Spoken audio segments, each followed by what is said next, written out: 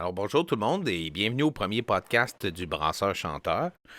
Aujourd'hui, on va apprendre à se connaître parce que, bon, il y en a beaucoup qui ne me connaissent pas. Donc, ça va être pourquoi Brasseur Chanteur, qui est le Brasseur Chanteur. Donc, je vais me présenter aujourd'hui. OK, donc, moi, je m'appelle Pascal Desbiens, je suis père de 4 enfants. J'habite dans la région de l'Outaouais.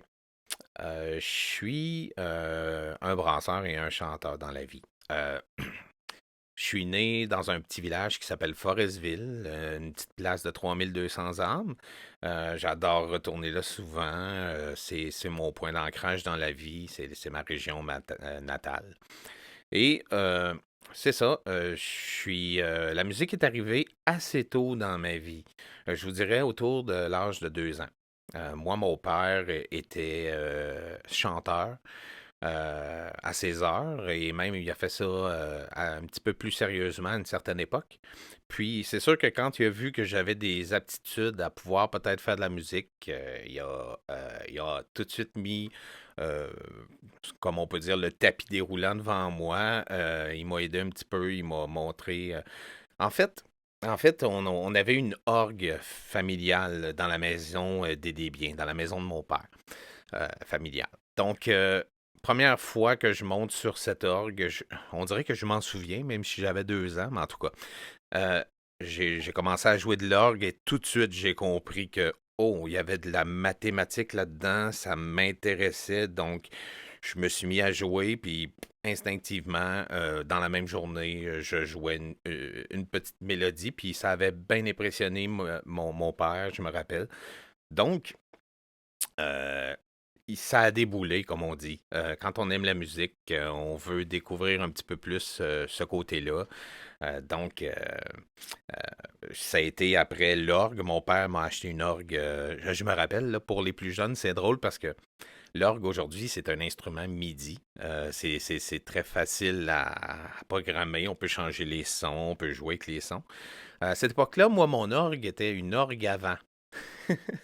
Donc, on partait l'orgue. Le temps que le compresseur soit capable de souffler assez de vent, ça prenait peut-être une trentaine de secondes. Puis après ça, ben, on se mettait à jouer, puis le son devenait un petit peu plus fort dans les 2 prochaines minutes, puis après ça, on était correct. Donc, c'était les orgues qu'on avait à l'époque. Je me rappelle qu'il m'a acheté ça. On avait ça dans le salon chez nous, puis je me suis mis vraiment à explorer cet instrument de musique-là. Euh, Ensuite de ça, ben, il y a eu plusieurs autres choses qui sont arrivées dans la musique. Moi, du côté des Desbiens, c'était l'orgue. Et mes oncles et mes tantes étaient très... il y avait une oreille musicale, si on peut dire. Donc, eux chantaient très bien. Il y en a certains là-dedans qui étaient capables de faire des petites mélodies avec des instruments, puis tout ça. Mais je pense que le côté musical vient surtout de là. Malgré que du côté de ma mère, du côté des Tremblay, ma grand-mère jouait beaucoup d'accordéon puis d'harmonica, puis il y avait un accordéon puis un harmonica chez elle qu'elle me laissait jouer des fois, puis tout de suite ma curiosité a embarqué, c'était bon, parfait, d'autres instruments à apprendre, c'est super le fun. Donc je me suis mis à jouer de l'accordéon puis de l'harmonica assez jeune dans ma vie aussi. Je me rappelle quand j'étais à l'école primaire, d'aller en avant de la classe, puis de chanter, puis de jouer de la musique devant mes amis à l'époque. C'était quelque chose de wow. Puis c'est ça, puis avec le temps est venue l'adolescence, puis l'adolescence, c'est là que j'ai fait oh mon Dieu, une guitare, ça a donc bien l'air intéressant. Donc, je me suis acheté, ben, j'ai demandé à ma mère de m'acheter ma première guitare, donc je l'ai eu en cadeau de Noël.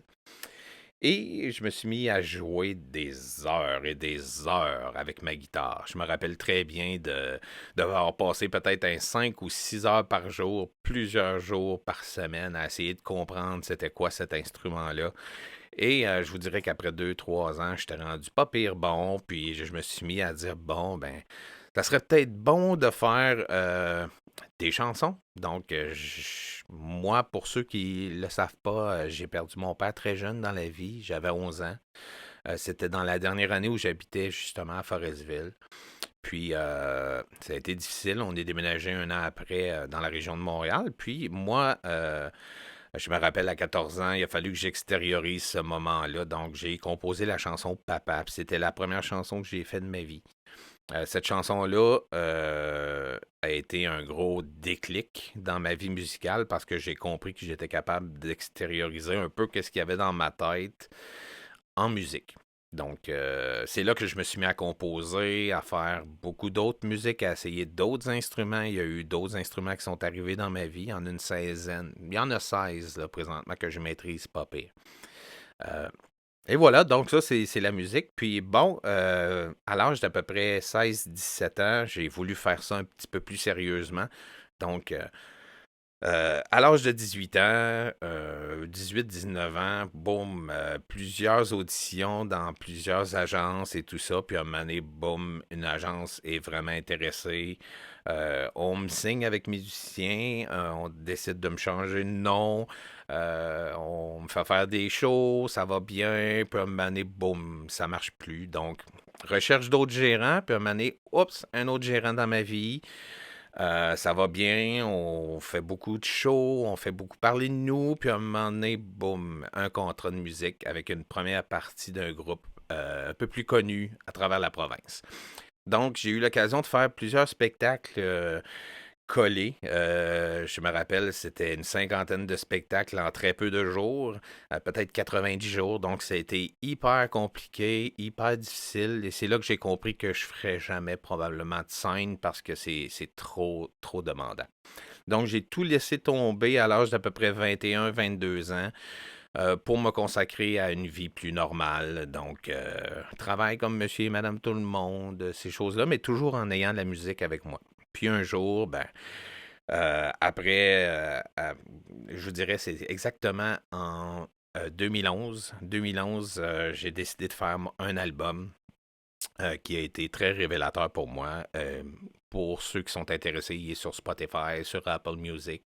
Si vous voulez, vous pouvez aller voir. Vous allez pouvoir l'écouter. Donc, c'est un album qui est mi-anglais, mi-français, avec plusieurs styles de musique dedans. Ça va vous donner une idée. Faites une recherche pour Pascal Desbiens, vous allez le trouver tout de suite. C'est l'album Still Waking Up.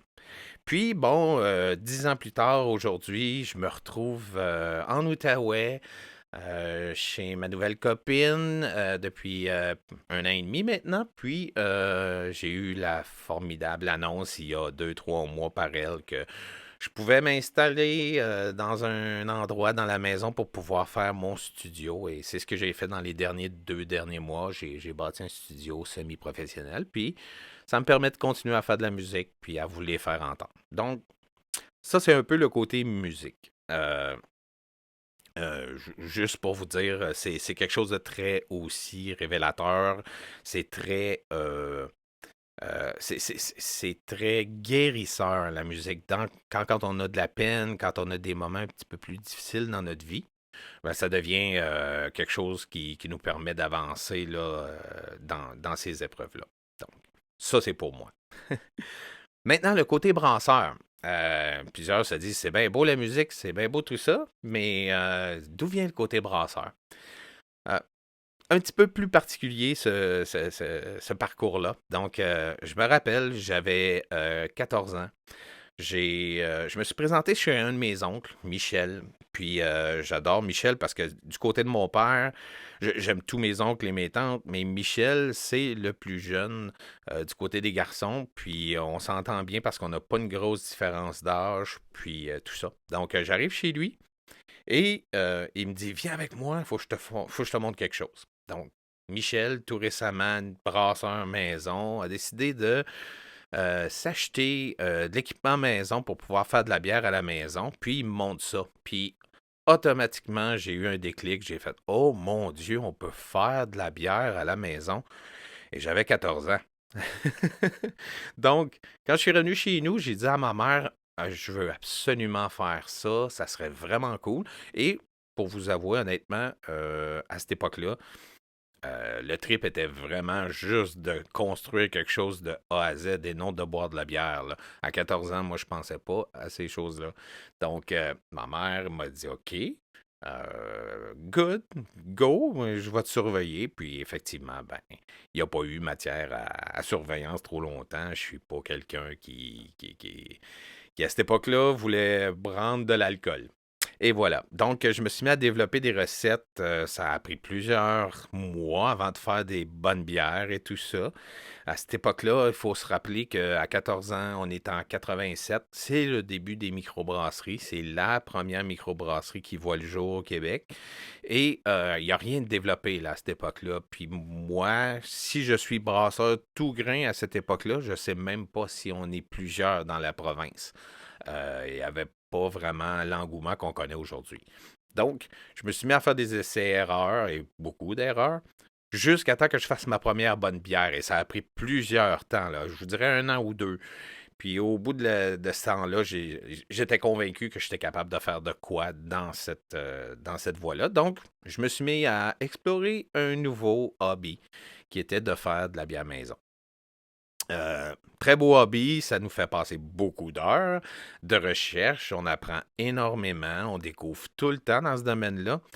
Juste pour vous donner une idée, aujourd'hui j'ai 48 ans, ça fait presque 35 ans que je fais ce hobby-là et j'apprends toujours, à chaque jour. C'est ça qui est impressionnant.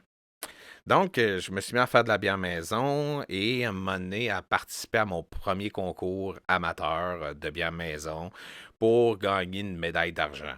Et j'en revenais tout simplement pas d'avoir gagné cette médaille-là. J'étais, mon Dieu, je suis capable de faire de la bière qui se compare à d'autres gens. C'est incroyable. Donc, je me suis mis à participer à plein de concours pour aller valider ces choses-là. Et effectivement, j'ai gagné plein de médailles qui ont suivi. Euh, C'était un peu la raison qui m'a fait, OK, j'aimerais ça faire ça un jour, mais d'y aller, de le faire et de pouvoir avoir un emploi à cette époque-là, dans cette industrie-là, c'était quelque chose de un peu inconcevable parce que, de un, pas d'expérience au niveau industriel, de deux, on voit ça gros, des équipements industriels. On se dit, mon Dieu, ceux qui travaillent là sont tellement chanceux. Mais c'est ça, je voyais ça très loin, puis finalement, après plusieurs années de brassage maison et d'apprentissage, en 2006, je travaillais à l'époque dans une grosse compagnie informatique à Montréal, puis j'avais un très bon emploi. Mais malheureusement, je me suis mis à avoir du harcèlement du côté de ma patronne. Et ça a été difficile parce que ça a été gros 2 mois où je devais composer avec ça et j'en parlais pas et c'était difficile. Puis au bout de 2 mois, je me rappellerai toujours, un 24 décembre 2005, je suis allé voir, non, c'était un 24 décembre 2004, désolé. Je suis allé voir ma patronne et je suis allé lui dire carrément que je démissionnais. Et ça a été le meilleur move de ma vie parce que je suis retourné chez nous, j'ai eu une période des fêtes excellente. Puis le 1er janvier, j'étais en train de travailler sur un plan d'affaires pour pouvoir partir ma microbrasserie. Donc, pour ceux qui n'ont pas connu l'histoire de AMB au maître brasseur, qui est né en 2006 et qui malheureusement est décédé à la fin 2011. Ben, je vais vous en parler dans un prochain épisode. Ça va être le prochain épisode podcast, justement. L'histoire de Au Maître Brasseur AMB. C'était quoi ça, Au Maître Brasseur? Qu'est-ce que ça a fait dans la vie? C'était quoi son passage à travers l'industrie et qu'est-ce que ça a laissé comme héritage? Je vais vous en parler dans le prochain épisode. Mais aujourd'hui, on fait un bref survol. Donc, en 2005, le 1er janvier 2005, je travaillais sur mon plan d'affaires. Donc, sous-sol, café à la main, ordi devant moi. Je me suis mis à bâtir un plan d'affaires.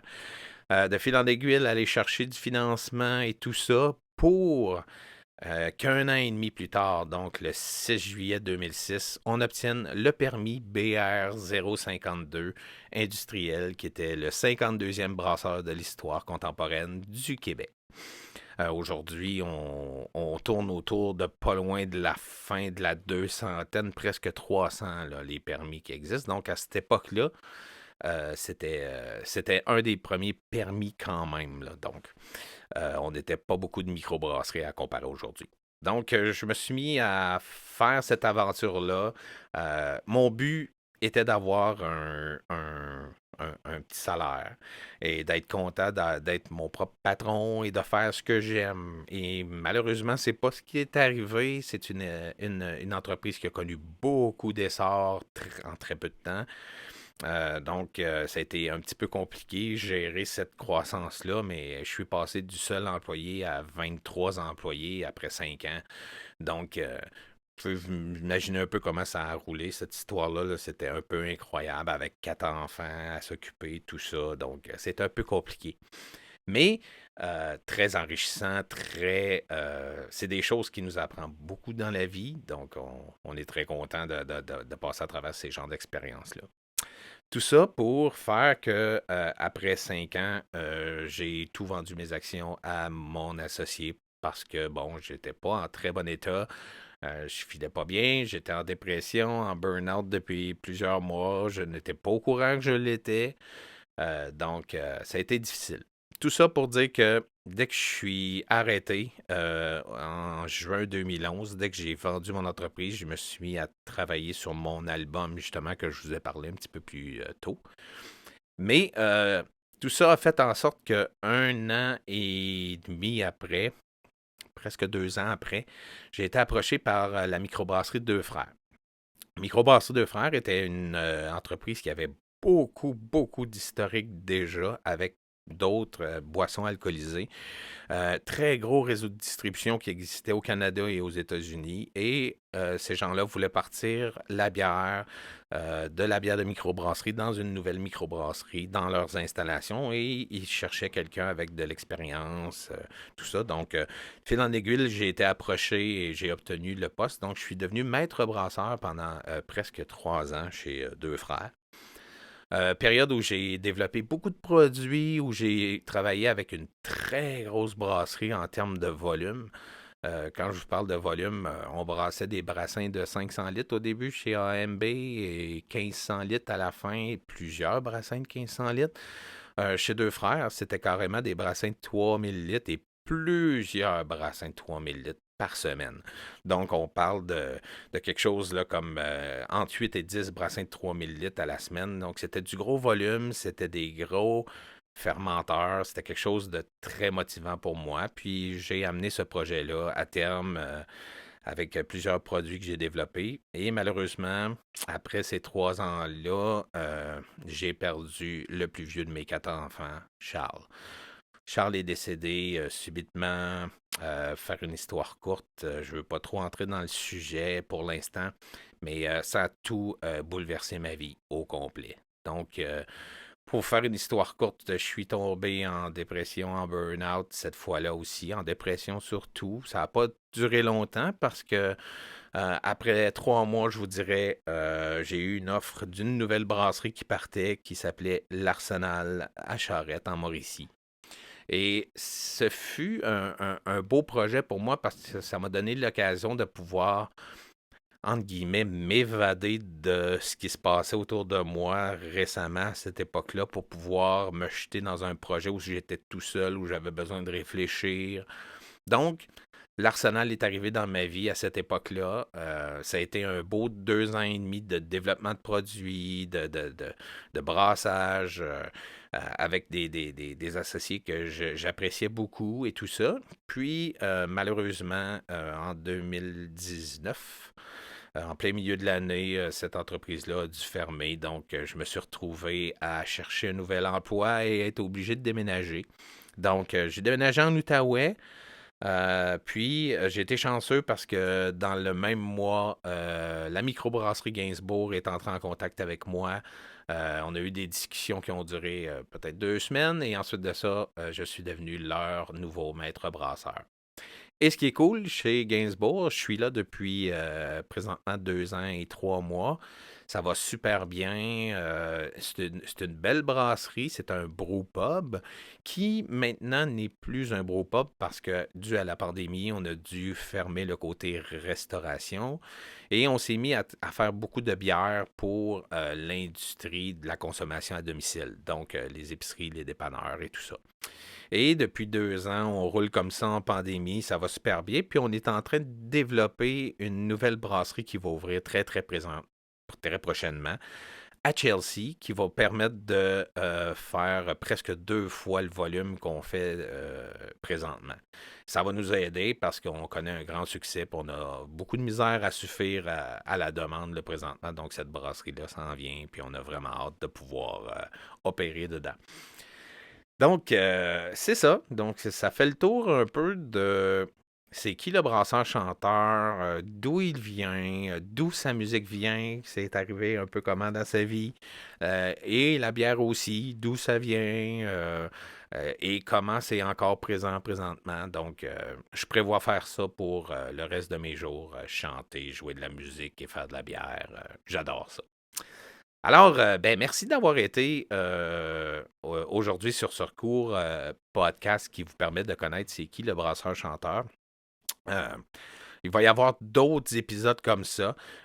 Combien de temps ça va durer les épisodes? 30 secondes, 30 minutes, 30.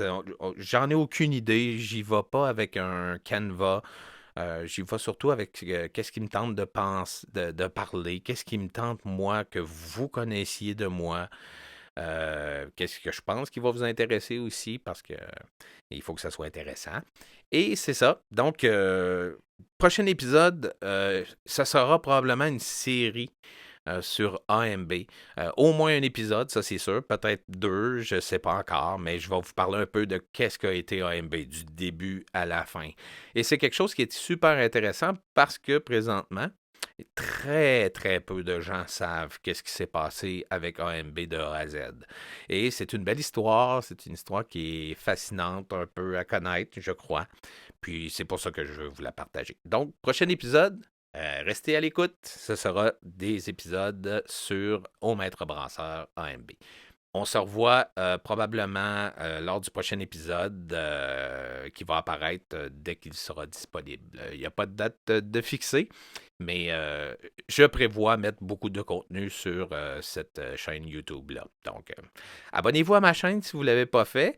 Le Brasseur Chanteur, faites une petite recherche dans YouTube, vous allez trouver. Et d'ici là, ben, merci beaucoup d'avoir été à l'écoute. On se revoit dans un prochain épisode. Ciao et cheers!